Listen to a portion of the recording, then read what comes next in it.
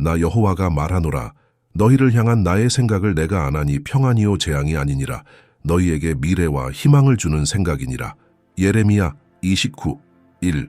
맞을 것 같았던 문이 갑자기 닫히는 순간을 경험해 본 적이 있나요? 어쩌면 그것은 희망찬 마음으로 기다리고 있던 취업 기회였을지도 모릅니다. 또는 당신이 특별하다고 믿었던 관계, 또는 오랫동안 기도와 노력, 믿음으로 키웠던 꿈이 갑자기 이루어지지 않은 경우도 있습니다. 당신이 예를 기대했던 곳에 아니오가 도착했습니다. 그리고 그 실망감, 공허함, 이유를 이해할 수 없다는 느낌이 당신의 마음을 사로잡았습니다. 이런 일을 겪었다면 혼자가 아니라는 점을 알아두세요. 그리고 그 이상으로 문이 닫히는 것을 보는 이 경험은 기독교 신앙의 관점에서 볼 때 당신이 상상하는 것보다 훨씬 더 큰 일의 시작이 될 수 있다는 것을 아십시오. 성경은 페이지 전체에서 거절과 상실, 새로운 시작에 직면한 바로 이러한 경험으로 인해 믿음이 변화되고 강화된 수많은 남성과 여성들의 이야기를 보여줍니다. 요셉은 형들에게 버림받았습니다. 룻은 낯선 땅에서 남편을 잃었습니다. 페드로는 큰 실패의 무게를 경험했습니다. 그리고 이 이야기들 각각에서 끝처럼 보였던 것이 하나님이 이끄는 새로운 무대의 시작이 되었습니다. 물론 각 이야기는 독특하며 믿음은 모든 것이 우리가 계획한 대로 또는 우리가 원하는 시간에 일어날 것이라고 보장하지 않습니다. 그러나 그것은 우리에게 훨씬 더 가치 있는 것을 제공합니다. 그 과정에서 우리는 혼자가 아니며 하나님은 막다른 골목처럼 보이는 상황에서도 일하실 수 있다는 확신입니다. 20세기 영국의 기독교인 작가이자 생각가인 C.S. 루이스는 자신의 저서 기독교와 문화에서 실망과 축소의 인간 환경이 어떻게 우리가 신앙에 대한 더 깊은 이해에 대해 이해할 수 있는지에 대해 이야기하고 있습니다. 그는 우리가 원하는 대로 모든 것이 잘 될 것이라고 말합니다. 하지만 그는 당시 고통이 어떻게 더 크고 우리의 방식으로 우리를 형성할 수 있는지를 성찰했습니다. 그리고 오늘 우리가 함께 탐구하고 싶은 것이 바로 이러한 관점입니다. 이 영상에서 우리는 문이 닫힌 것처럼 느껴지는 순간에 대해 성경과 기독교 가르침이 우리에게 무엇을 말해주는지 묵상해 보겠습니다. 신앙이 어떻게 이러한 순간의 비통함이나 절망이 아닌 하나님께서 우리가 계획한 것과는 다르지만 목적이 가득한 새로운 길을 준비하실 수 있다는 것을 이해하는 열린 마음으로 우리를 초대하는지 살펴보겠습니다. 여기에서 여러분은 하나님의 섭리에 대해 더 많은 믿음과 평온함, 더 큰 확신을 가지고 이 순간을 헤쳐나가는데 도움이 될 수 있는 성경적 성찰, 실제적인 예, 원리를 찾을 수 있습니다. 그것은 모든 것이 순간순간 변할 것이라는 마법의 공식이나 약속이 아닙니다. 그것은 성찰과 영적 성장, 그리스도와 함께 걷는 강화에 대한 초대입니다. 계속하기 전에 아직 이 채널을 구독하지 않으셨다면 지금 구독해 보시기 바랍니다. 여기에서 우리는 매일 여러분의 영적인 삶을 강화하기 위한 믿음의 메시지, 성경적 성찰 및 내용을 공유합니다. 구독 버튼을 클릭하고 알림벨을 켜서 메시지를 놓치지 마세요. 왜냐하면 우리는 하나님의 말씀이 매일 여러분에게 새로운 것을 말해준다고 믿기 때문입니다. 이제 이 성찰의 다음 단계를 함께 진행해 봅시다. 원칙 1문을 닫는다고 해서 길이 끝나는 것은 아니다. 많은 사람들의 삶에는 말로 표현하기 어려운 순간이 있습니다. 그것은 당신이 무언가에 대해 너무나 확신했을 때, 즉 그 길이 옳았다고 확신할 때, 갑자기 그것이 완전한 원으로 다가올 때입니다. 점차적으로는 아닙니다. 경고가 없습니다. 그냥 닫힙니다. 그리고 당신은 무슨 일이 일어났는지 이해하지 못한 채 어디로 가야 할지 모르고 마음에 엄청난 무게를 느끼면서 그 문 앞에 서 있습니다. 우리 믿음의 원수가 가장 많이 행동하는 것은 바로 이 순간입니다. 그는 그 고통을 이용하여 그 닫힌 문이 하나님이 계시지 않고 기도가 이루어지지 않았다는 증거이며 아마도 당신이 뭔가 잘못했거나 더 나쁘게는 최선이 끝났다는 증거라고 믿게 만듭니다. 그러나 성경은 우리에게 전혀 다른 관점을 제시합니다. 잠언 3장 5, 6절은 다음과 같습니다. 내 영은 마음을 다하여 여호와를 의뢰하고 네 명철을 의지하지 말라. 너는 범사의 여호와를 인정하라. 그리하면 네 길을 지도하시리라. 본문에서는 경로가 우리가 계획한 것과 정확히 일치할 것이라고 말하지 않습니다. 그는 하나님께서 길을 곧게 하실 것이라고 말했습니다. 그리고 곧게 펴려면 방향을 바꿔야 할 때도 있습니다. 이는 문이 닫히는 것이 반드시 형벌이나 신성한 버림의 표시는 아니라는 것을 의미합니다. 기독교 신앙의 관점에서 보면 방향 전환일 수도 있습니다. 경로 조정. 우리가 있는 곳에서는 아직 볼 수 없는 무언가를 향해 하나님께서 우리를 인도하시는 길입니다. 사도행전 16장에 나오는 바울과 실라의 이야기를 생각해 보십시오. 그들은 복음을 전파하기 위해 아시아 지역으로 들어가려고 했지만 성령께서 허락하지 않으셨습니다. 그들은 비티니아로 가려고 했으나 다시 저지당했습니다. 그 문은 닫혔습니다. 그리고 포기하거나 그것을 실패로 해석하는 대신 그들은 기도와 순종으로 계속 나아갔습니다. 바로 그때 바울은 자신을 마케도니아로 부르는 환상을 보았습니다.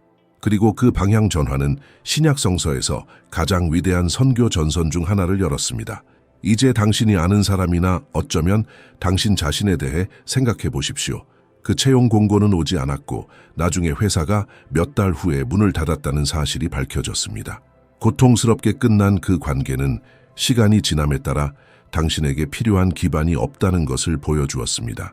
결코 시작되지 않은 그 프로젝트는 그 자리를 대신할 훨씬 더 나은 다른 프로젝트를 위한 자리를 마련했습니다.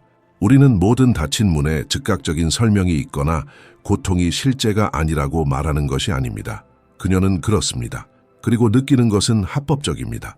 그러나 기독교 신앙은 고통의 순간에 멈추지 말라고 우리를 초대합니다. 우리는 우리가 있는 부분만 보는 반면 하나님은 전체 길을 보신다는 것을 믿도록 초대합니다. 닫힌 문은 그 목적을 지우지 않았다. 그녀는 방금 길을 바꿨습니다.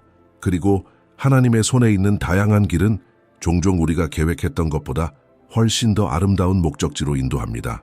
이 메시지에서 하나님의 임재를 느낀다면 댓글에 하나님이 계시다라고 쓰고 그분이 당신 곁에 계시다고 선언하세요. 원칙 2. 거절의 고통은 변화의 시작일 수 있다. 누구도 거절당하는 것을 좋아하지 않습니다. 그것은 직업 선택, 관계, 가족, 공동체, 심지어 교회 내에서 인간이 가질 수 있는 가장 불편한 경험 중 하나입니다. 거절은 매우 친밀한 것, 즉 가치관, 소속감, 존재감에 영향을 미치기 때문에 깊은 상처를 줍니다. 그리고 아마도 당신은 최근 거절당한 상처를 지금 안고 있을 수도 있습니다. 누군가 당신에게 거절했습니다. 누군가 당신을 밀어냈습니다.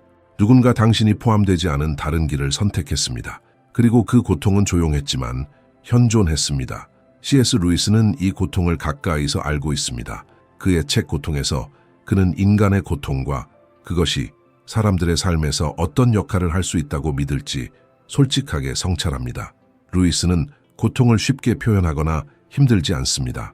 그는 고통이 실제로 어려운 것을 인식합니다. 즉, 우리가 더 넓은 범위와 더 자기 주장하며 하나님께 더 의존하게 움직일 수 있는지 여부를 확인합니다.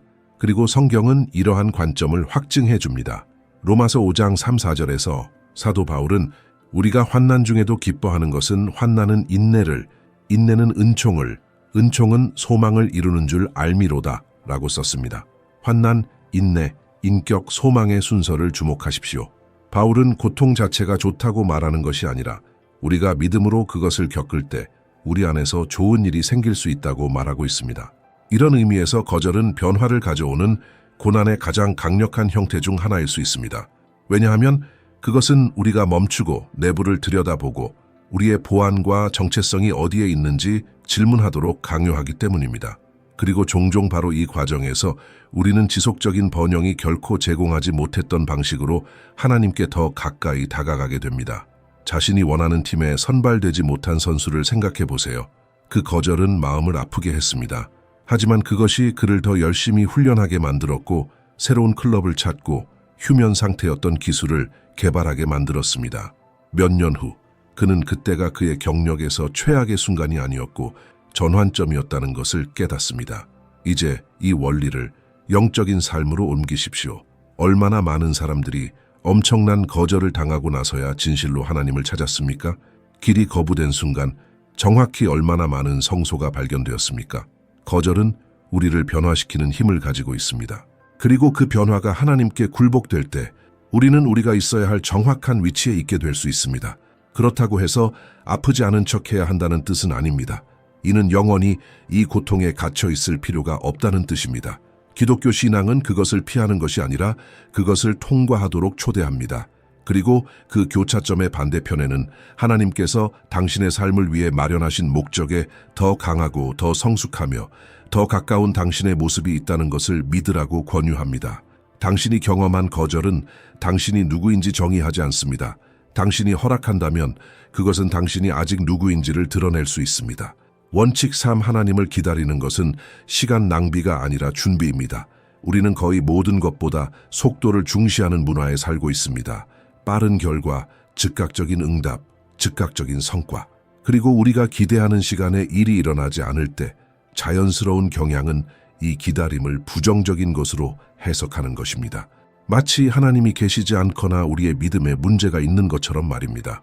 그러나 성경은 시간과 기다림에 대해 완전히 다른 견해를 제시합니다.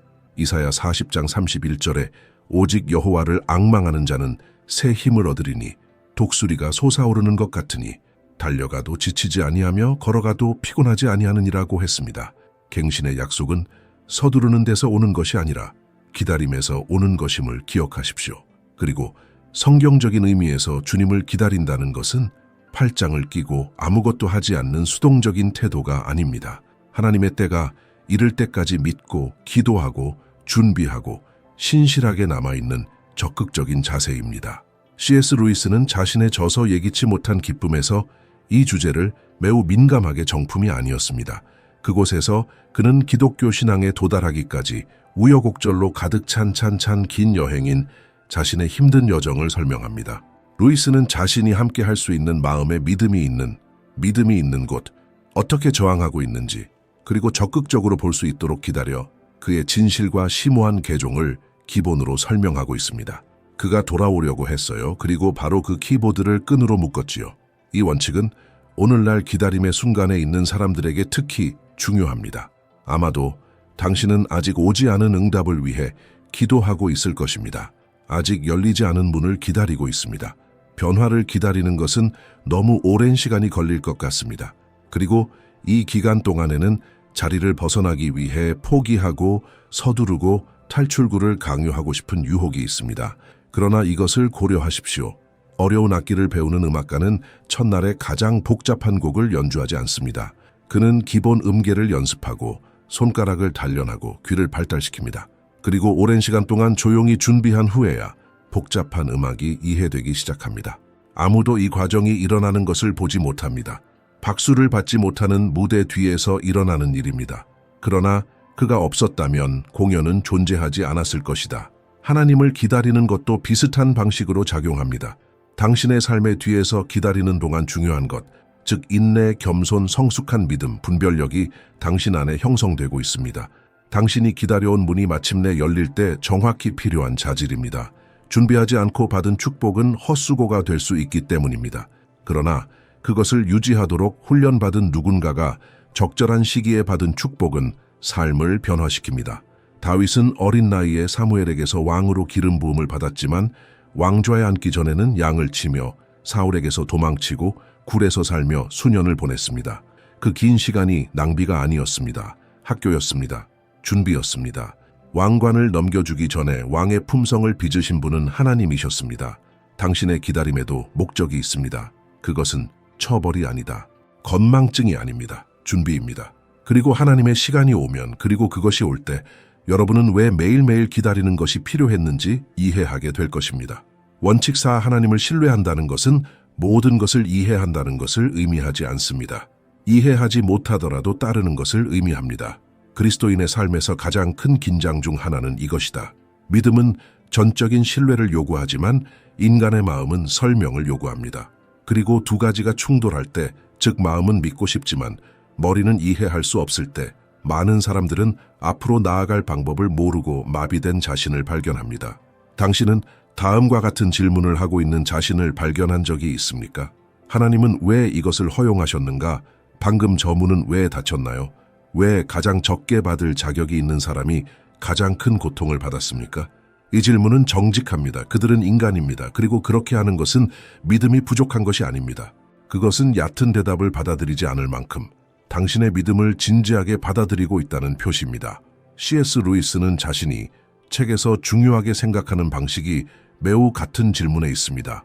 그는 자신의 의심과 의심, 자신의 말을 가장 잘 들어야 할 순간에 하나님이 있다는 사실을 솔직하게 생각합니다. 그러나 그 과정에서 루이스는 자신의 의무를 더욱 감당하고 있었습니다. 그는 하나님을 믿기 때문에 모든 답을 얻을 필요가 있다는 것을 깨달았습니다. 이 도착하지 않을 때에도 더 많은 것을 선택해야 합니다. 그리고 이것이 바로 잠언 3장 5절이 우리에게 권유하는 것입니다. 너는 마음을 다하여 여호와를 의뢰하고 내 명철을 의지하지 말라. 이 지시는 직접적이지만 동시에 매우 도전적입니다. 자신의 이해를 의지하지 마십시오. 이해가 틀려서가 아니라 인간의 이해에는 한계가 있기 때문입니다. 우리는 역사의 한 부분을 봅니다. 하나님은 전체를 보신다. 백신 접종이 필요한 어린아이를 생각해 보십시오. 그녀의 관점에서 보면 그 바늘은 순수한 위협입니다. 그녀는 자신을 사랑하는 사람이 왜 자신에게 고통을 느끼게 하는지 이해하지 못합니다. 그녀는 울고 저항하고 이해하지 못합니다. 그러나 그녀의 부모는 그녀가 아직 볼 수 없는 것을 보고 있습니다. 바로 그 고통스러운 순간이 미래에 제공할 보호입니다. 아이는 보호받기 위해 그 과정을 이해할 필요가 없습니다. 그녀는 단지 그녀를 사랑하는 사람들의 품에 안겨 있으면 됩니다. 기독교 신앙은 우리를 하나님 앞에서 이와 동일한 자세로 초대합니다.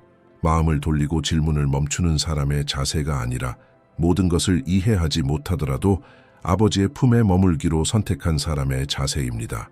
무슨 일이 일어나고 있는지 이해가 안 되지만 이끄는 사람이 누구인지는 믿습니다. 라고 말하는 사람. 이는 소극적 사임과는 다르다. 적극적이고 용기 있는 선택입니다. 모든 것이 명확할 때 신뢰하는 것은 쉽기 때문입니다. 혼란과 고통, 불확실함 속에서도 신뢰하는 것, 그것이 진정한 믿음입니다. 그리고 어려운 시기에 배양된 이 믿음은 그리스도인 생활의 가장 견고한 기초 중 하나가 됩니다. 모든 내용을 이해한다는 보장은 없습니다.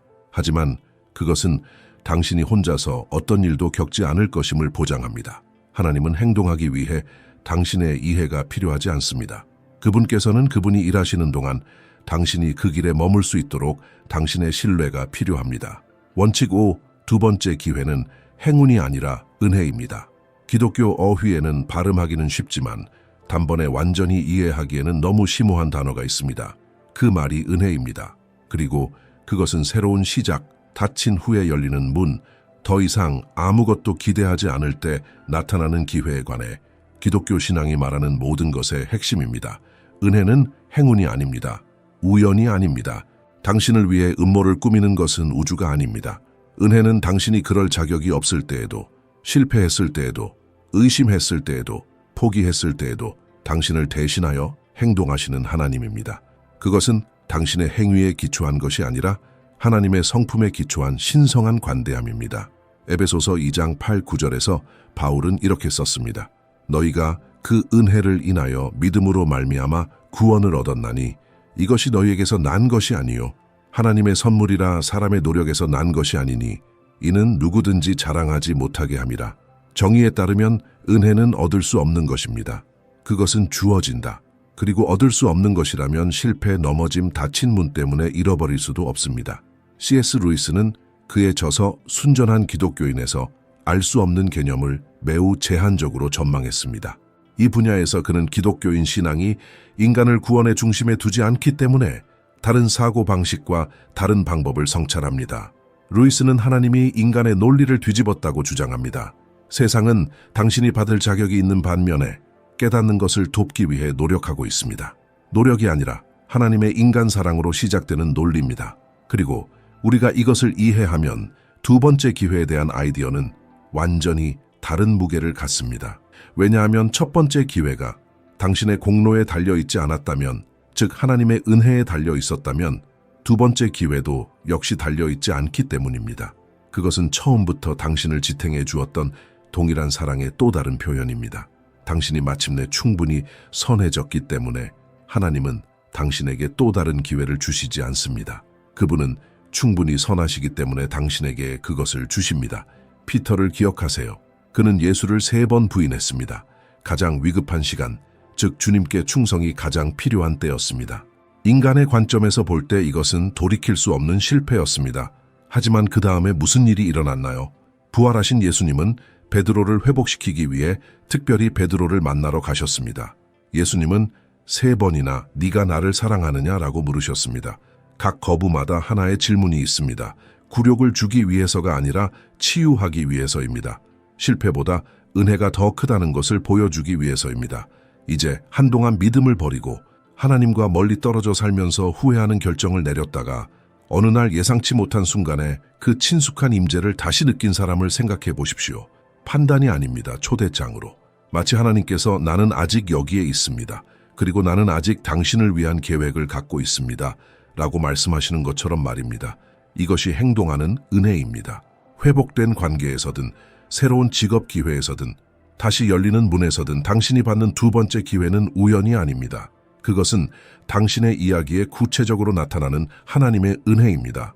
겸손한 마음으로 이 은혜를 받으십시오. 충실하게 이 새로운 기회를 존중하십시오. 그리고 그녀가 어디서 왔는지 절대 잊지 마세요. 원칙 6. 하나님이 닫으시면 열 사람이 없고 하나님이 열면 닫을 사람이 없느니라. 그것이 실제로 당신의 마음에 들어올 때 인간이 짊어질 수 있는 가장 큰 무게 중 하나, 즉 당신의 미래가 전적으로 다른 사람들의 결정에만 달려있다는 생각의 무게로부터 당신을 자유롭게 해주는 힘을 갖는 성경적 진리가 있습니다. 당신을 알아보지 못하는 상사, 당신을 선택하지 않은 사람, 당신을 위한 공간을 마련하지 않는 시스템, 당신의 모든 길을 가로막는 듯한 상황의 인질처럼 느껴본 적이 몇 번이나 있습니까? 이러한 무력감은 현실입니다. 이를 뒷받침할 믿음의 닻이 없으면 파괴적일 수 있습니다. 그러나 요한계시록 3장 7절에서 예수님은 강력한 묘사를 하십니다. 거룩하고 참되신 이 곧 다윗의 열쇠를 가지신 이 곧 열면 닫을 사람이 없고 닫으면 열 사람이 없는 그가 이르시되, 이 열쇠 이미지는 단지 상징적인 것이 아니라 주권을 선언하는 것입니다. 하나님은 당신의 삶의 문에 대한 최종 권위를 갖고 계십니다. 당신의 상사가 아닙니다. 시장이 아닙니다. 당신을 거부한 사람들이 아닙니다. 당신을 둘러싼 상황이 아닙니다. C.S. 루이스는 자신의 예술 4가지 사랑에서 하나님의 주권에 대해 광범위한 성찰을 했습니다. 그는 여기에 가장 고통스러운 것을 포함하여 인간 관계와 경험이 어떻게 우리가 보고 통제할 수 있는 것을 초월하는 더 큰 현실에 내재되어 있는지 의심됩니다. 루이스는 하나님의 주권이 인간의 자유나의 부분을 제외하고 선택하는 동안 이 문제를 유일하게 보호하지 않도록 주의했습니다. 그러나 우리는 유일하고 의심스러운 상황이 있다는 역사를 가지고 있다고 주장했습니다. 이것이 바로 이 원칙이 우리가 받아들이도록 초대하는 것입니다. 다른 사람의 결정으로 인해든 통제할 수 없는 상황으로 인해 문이 닫혔다고 해서 하나님께서 놀라셨다는 뜻은 아닙니다. 그는 가지 않았습니다. 그리고 예기치 않게 문이 열릴 때 계획하지도 않은 방식으로, 인간의 노력만으로는 설명할 수 없는 방식으로, 그것도 우연이 아닙니다. 그것은 당신의 이야기에 작용하는 하나님의 손길입니다. 몇 달 동안 여러 차례 취업 면접에 실패했던 교사를 생각해 보십시오. 각각의 거부는 해당 경로가 차단되었음을 확인하는 것처럼 보였습니다. 그러던 중 처음에는 생각지도 못했던 작은 학교에 뜻밖의 접촉이 생겼고, 그 기회는 바로 그의 재능이 꽃피웠고 의미 있는 관계를 구축했으며 원래 추구하던 자리보다 훨씬 더 큰 목적을 발견한 환경이었다는 것이 밝혀졌습니다. 오른쪽 문이 열리려면 이전 문을 열 필요가 없었습니다. 이것은 당신이 인생에서 수동적이어야 하며 모든 것이 아무런 노력 없이 하늘에서 떨어질 때까지 기다리라는 의미는 아닙니다. 기독교 신앙은 항상 하나님에 대한 신뢰와 인간의 책임을 결합합니다. 그러나 그것은 모든 것이 당신에게 달려있다거나 인간의 거부가 당신 삶의 신성한 목적을 취소할 힘이 있다는 생각에 마비된 무게 없이 행동하고 노력하고 추구할 수 있다는 것을 의미합니다. 사람들은 문을 닫을 수 있습니다. 상황은 극복할 수 없는 것처럼 보일 수 있습니다. 하지만 그들에게는 마지막 열쇠가 없습니다. 하나님은 그랬습니다. 그리고 그분이 당신을 위해 문을 열기로 결정하시면 거부도 없고 장애물도 없으며 문을 닫아둘 수 있는 사람이나 시스템도 없습니다. 이 진리 안에서 안식하십시오. 그것은 지금까지 당신의 면전에서 쾅 닫혔던 그 어떤 문보다 더 견고합니다. 원칙 7. 당신이 어디에 있든 하나님과 함께 다시 시작하는 것은 언제나 가능합니다. 성경 전체를 처음부터 끝까지 관통하는 메시지가 있다면 그것은 바로 이것입니다. 하나님과 함께라면 생명의 숨결이 있는 동안에는 어떤 이야기도 다치지 않습니다. 몇 번이나 넘어지는지는 중요하지 않습니다. 문이 몇 개나 닫혀 있는지는 중요하지 않습니다. 실망의 크기, 실패 또는 낭비된 시간은 중요하지 않습니다. 말씀으로 우주를 창조하신 하나님은 당신의 간단한 대답으로 당신의 역사를 재창조하실 수 있는 하나님과 동일하십니다. 에가 3장 22-23절에서 우리는 성경 전체에서 가장 위로가 되는 구절 중 하나를 발견합니다. 여호와의 자비가 무궁하며 그의 긍휼이 무궁하며 이것이 아침마다 새로우니 주의 성실하심이 크시도다. 매일 아침, 매년은 아닙니다. 10년마다는 아닙니다. 매일 아침 하나님은 당신의 삶에 새로운 자비를 베푸십니다. 이는 다시 시작하는 것이 그리스도인의 삶에서 예외가 아니라 매일의 은혜의 리듬의 일부라는 것을 의미합니다. C.S. 루이스는 기쁨에서 매우 친숙하게 이 주제를 다루었습니다. 그는 자신의 패드립에 대해 만족감을 느낍니다. 루이스는 영광이나 힘의 순간에 하나님께로 돌아왔다고 말했습니다. 그는 자신이 불안한 공허함을 자신이 없는 채울 수 있다는 것을 깨닫고 자기 주장을 받는 순간에 돌아왔습니다. 그리고 그가 모든 것의 시작이라고 묘사한 것을 발견한 것은 바로 그런 존재였습니다. 그의 새로운 시작은 존재하지 않는다. 깊은 곳이 발견되었습니다. 그리고 아마도 그것이 바로 당신의 새로운 시작이 필요한 방식일 수도 있습니다. 팡파르가 아닙니다. 완벽하게 조직된 생활은 아닙니다.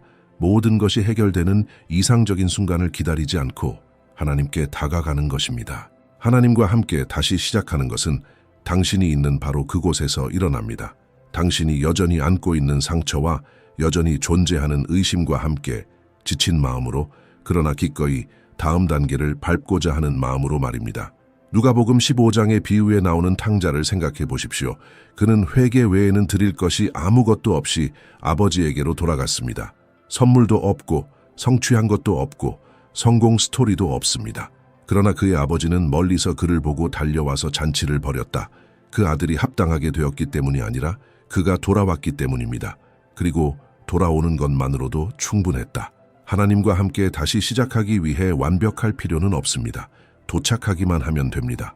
문이 쾅 닫히는 순간 고통스러웠을 수도 있습니다. 그러나 그녀는 자신의 삶에서 가장 중요한 접근, 즉 아버지께로의 접근을 닫지 않았습니다. 그 문은 계속 열려 있습니다. 항상 열려 있습니다. 그리고 그 반대편에는 어떤 인간의 거부도 취소할 수 없는 새로운 시작이 있습니다.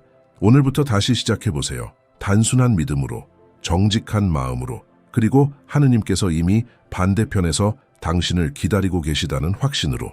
이 비디오 전체에서 우리는 문이 닫히는 순간에 대처하기 위해 기독교 신앙이 우리에게 제공하는 유범가지 원칙을 살펴봅니다. 우리는 문을 닫는 것이 길의 끝이 아니라는 것을 보았습니다. 그것은 종종 방향 전환입니다. 거절의 고통이 심오한 변화의 시작일 수 있다는 것. 하나님을 기다리는 것은 시간 낭비가 아니라 준비입니다. 그분을 신뢰한다고 해서 모든 것을 이해할 필요는 없습니다. 두 번째 기회는 행운이 아니라 은혜입니다. 하나님의 주권은 인간이 거부하는 것보다 더 크다는 것입니다. 그리고 당신이 어디에 있든 그분과 함께 다시 시작하는 것은 언제나 가능합니다. 이러한 원칙은 마법의 공식이나 모든 것이 쉬울 것이라는 약속이 아닙니다. 그것은 초대장입니다. 믿음의 눈으로 당신의 이야기를 보도록 초대합니다. 각 장, 특히 가장 어려운 장에 하나님이 현존하신다는 것을 믿으라는 초대입니다. 이번 주에는 이 원칙 중 하나를 선택하고 실천해 보세요. 어쩌면 닫힌 문이 무게를 풀어주는 것일 수도 있습니다. 어쩌면 그것은 그동안 미뤄왔던 새로운 시작을 향한 첫 걸음을 내딛는 것일 수도 있습니다. 아마도 모든 것을 이해하지 못하더라도 단순히 신뢰하는 것일 수도 있습니다. 당신의 이야기는 아직도 쓰여지고 있습니다. 그리고 하나님은 단 한 장도 낭비하지 않으시는 저자이십니다. 이제 저는 여러분에게 특별한 도전을 드리고 싶습니다. 오늘의 이번까지 원칙 중 여러분의 마음을 가장 감동시킨 원칙과 그 이유를 아래 댓글로 남겨주세요. 당신의 이야기를 들려주세요. 당신의 경험은 다른 사람이 포기하지 않도록 오늘 읽어야 할 바로 그 내용일 수 있기 때문입니다. 이 채널의 댓글은 교화, 신앙 공유, 상호 격려를 위한 공간입니다. 여기서는 귀하의 목소리가 중요합니다. 그리고 아직 이 채널을 구독하지 않으셨다면 지금 구독 버튼을 클릭하고 알림벨을 켜주세요. 여러분의 화면에 나타날 다음 영상은 이 영적인 여정에 더욱 깊이 들어갈 것이기 때문입니다. 그리고 이 영상은 특히 여러분과 같이 점점 더 진실되고 변혁적인 방식으로 기독교 신앙을 실천하고자 하는 사람들을 위해 제작되었습니다. 하나님께서 계속해서 당신을 인도하시기를 바랍니다. 다음 영상까지.